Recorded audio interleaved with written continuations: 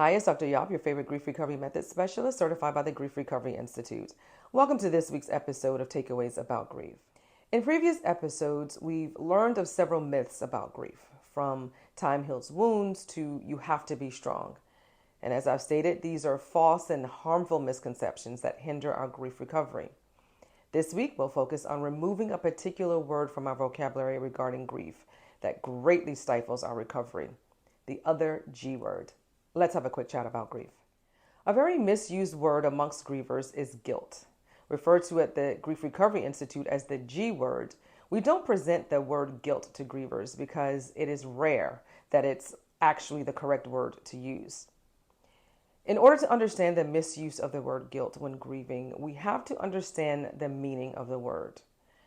The dictionary meaning of guilt conveys that you have committed an offense, especially in a deliberate and intentional way. In other words, you had intent to harm. Now, for the sake of this week's episode, let's use the loss of a loved one to death by drug overdose as our example. A standard interaction with this particular griever would include the griever saying something like, "My daughter was addicted to drugs and died from a drug overdose. I should have done more. I feel so guilty."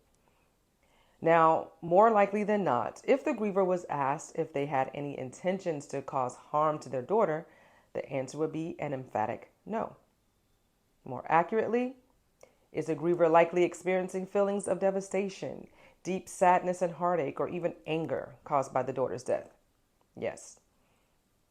So then, using an incorrect word like the G word, guilt, only serves to cause us as grievers more pain, serves only to distort our feelings and prevent us from recovering from the pain surrounding our loss.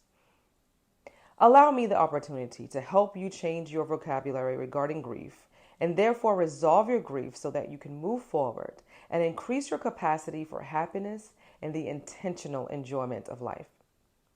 Text me at 813-324-4474 for a free consultation or to register for one-on-one online grief recovery sessions.